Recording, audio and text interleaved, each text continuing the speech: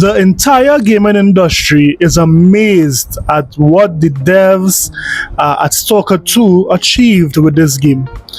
We know that the devs there in Ukraine, they are going through a war, but still they were able to produce a game that really came out well, given their circumstances. But like anything else, these ponies are going to try to downplay this achievement. These ponies are going to try to badmouth the game just because it's an Xbox exclusive. If this game was on PlayStation, I could guarantee you this, that these ponies would have been hyping this game just as they did Lego Horizon, just as they did Foam Stars, just as they did Concord. Yes, this is what these ponies do. All those games I just called were horrible. They would have hyped it up just like that.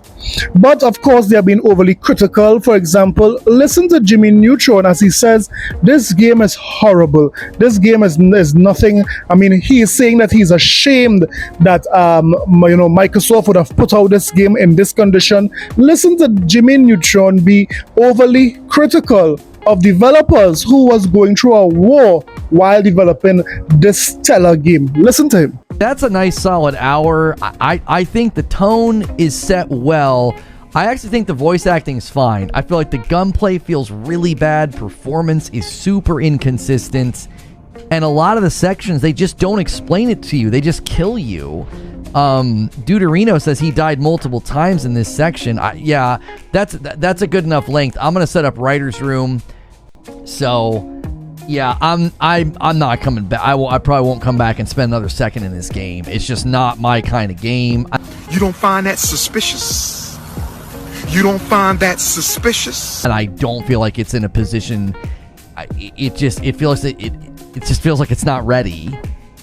Performance alone is a huge turnoff. It's an enormous turnoff for me. It's like I've got a backlog of games that have no issues with 60 FPS, and I didn't see a single thing in this game to justify its performance issues. I didn't see a single thing. It was a perfectly fine and good-looking game, but I'm not in big, huge open areas. There's not that much going on. The draw distance is very limited, and I'm still not able to get consistent 60. Super disappointed in yet another game for the Xbox brand that just isn't at quality. This is Xbox. This is what we get, is games not at quality. No, I didn't experience anything Game of the Year worthy. It's UE5, that's why. They pushed this game back at least 5 times. I feel bad for the developers. I really, really do. I know they're committed to fixing it. I know the Day Zero patch fixed a lot of issues, but it still, to me, ran so subpar. We are 4 years into this gen. I just don't accept games that run like this. I don't. I mean, Jimmy is working overtime to become one of Sony's. You are now one of my elite employees. You can't make this up. Jimmy just said he don't play games that don't perform well. He don't play games with all these bugs and so forth. That's what Jimmy said. Well, could anyone tell me, did Jimmy say anything when Spider-Man 2 was doing this? It's the attention to detail for me. Okay, press in the air and dive to game speed though. Still got work to do. Am I here? What is this? Wait. What about this? Alright, let's do it. Ultra slow motion? That wasn't even me? What's going on? There's a locksmith up the street. What is happening? Why am I moving so slow? Hello? Okay, this is weird. Why is everything is... Spider-Man 2 was the most complete game ever. I mean, it had no bugs. Come on. ¿Cómo salgo de aquí? ¡Dale solo! Venga. Yes, Sony intended that car to crip walk up that wall. Sony never ships a game broken. Come on, man. They don't ship a game with bugs. Come on.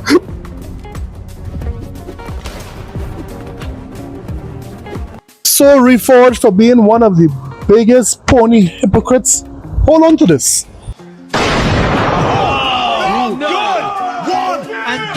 So today, let's talk about Stalker 2 doing really, really well. Despite all the bugs and all the complaints, the gameplay is what really matters, and persons are loving the gameplay with Stalker 2 because the player count has not significantly dropped after a day. It has remained in the hundred thousands of persons on Steam playing it and also on Xbox. So let's look and see at the success of Stalker 2. This is a sickness! Let's get it. So before we continue the video, guys, don't forget to hit that subscribe button and of course hit the like button. Now you get some great Xbox content, you get some Nintendo news shown in there, and we specialize. We have the PhDs in Sony Pony Salt. So please consider subscribing if this type of content interests you. So let's get back to the video. First up, let's talk about the PlayStation 5 Pro performance again. You see, I was told by the Sony fans that the PlayStation 5 Pro is better than the Xbox in every single way. In every single way, shape or form. So why is the Xbox Series X booting faster than the PlayStation 5 Pro? Could anyone explain that to me? Why is this happening? I mean, some persons spent up to $800 for this console. Why is it doing that? Let's see if would it beat Grand Theft Auto 5. Let's see if it is able to boot it faster. I mean, the PlayStation 5 Pro have one of the fastest SSDs. They have one of the fastest GPUs. Who would win when it comes to loading Grand Theft Auto faster? Wow! The Xbox Series X wins again. Could anyone explain that? Wow. So tell me what you thought about this comparison in the comment sections below. It just goes to show, don't underestimate the Xbox Series X. Next up, let's destroy another talking point that these ponies use when they are talking about Xbox. I mean, these guys said you don't need an Xbox to play Xbox games, and rightfully so. You don't. Xbox would have diversified, the way persons play their games. Now you can play it on anything that has Game Pass. But let's see if Sony is doing the same thing, because currently an article would have noticed what Sony has secretly done. Listen to this article and tell me what you thought about it. PlayStation quietly confirms you no longer need a PS5 console for PS5 games. Do you guys not have PlayStations? Incredible news for people who love PlayStation games but hate PlayStation consoles, as Sony has just announced that there's a brand new way to play over 100 PlayStation titles without the need to own a PS5. Sound too good to be true? Well, there is a catch, but it's not entirely straightforward to explain, so bear with me here.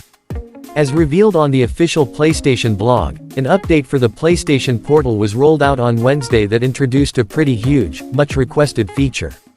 Some of you might, understandably, have no idea what a PlayStation Portal is.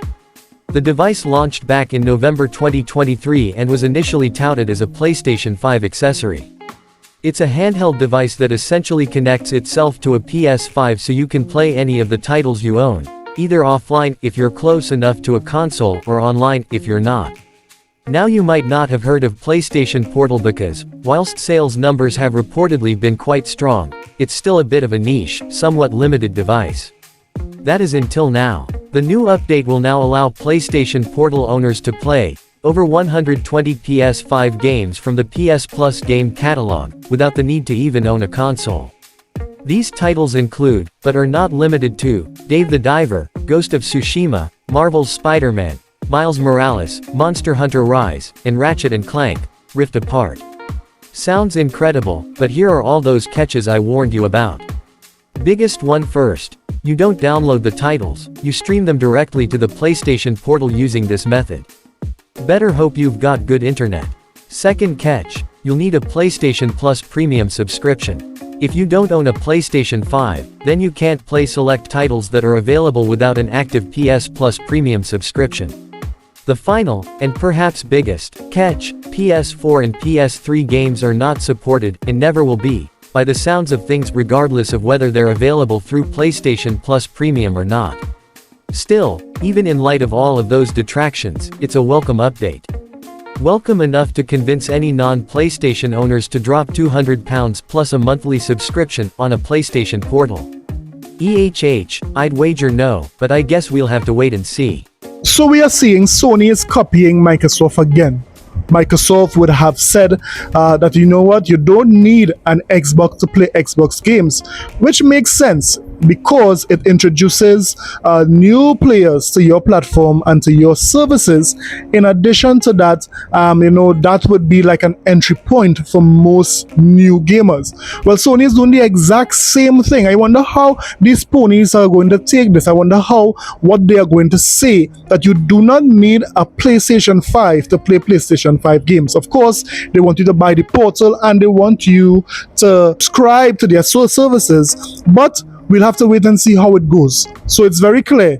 You don't need a PlayStation 5 to play PlayStation 5 games. Let me know what you thought about this in the comment sections below. And finally, let's expose another PlayStation fan, another pony talking point. As you know, the Xbox community basically shut all of this down. You see, for a while, PlayStation fans have been saying that Xbox Game Pass cannibalizes the sales of any game. I mean, look at this comment. This pink hair pony tweeted, Game Pass has irreversibly damaged the industry by altering customer behavior to what is mentally treated like not having to pay for games. The Spotify effect. It has eroded value perception of games, pushed towards play length as value, destroyed ownership, all for nothing. So this was a talking point, a normal talking point by these ponies, but one game basically destroyed all of this argument, and that is Stalker 2. You see, Stalker 2 sold over 1 million copies in just 24 hours. Now, to put that into perspective, think about the exclusive that Sony had that also launched on PC day one, which was Astrobot. Astrobot took 3 months to sell 1.5 million. Are you hearing me? These ponies hyped up Astrobot as being the Mario killer. They hyped up Astrobot as being better than Mario. They hyped up Astrobot as being Game of the Year. And yet, it only sold 1.5 million in 3 months. Let's say 90 days. However, Stalker 2 was able to meet or to reach 1 million in just 24 hours. But I thought Game Pass does cannibalize sales. That is what these ponies said. Despite all the criticism Stalker 2 is getting, despite these guys basically fighting a war and producing this game, they were able to beat the odds and show that here what? Regardless if this game has bugs, this game is fun. In addition to that, we would have seen that the Stalker 2 would have shattered records when it comes to Steam. We saw the numbers, the peak player count there in Steam. Well, that number has continued to hold on Steam. It didn't drop after a day. No, it didn't drop after 2 days. It is still in the high 90s and 100,000 players or 100,000 people playing it on Steam. We're not even going to talk about how many persons are playing it on Xbox. So it seems like these ponies don't know what they're talking about. All these so-called analysts that talks about cannibalizing sales, Game Pass is cannibalizing sales. Look at how Stalker 2 is performing, and let's just say that you guys know absolutely nothing. So shut it. So this is the video for today. Let me hear what you thought about it. Don't forget to like and subscribe for more videos. I'll see you guys in the next one. Later.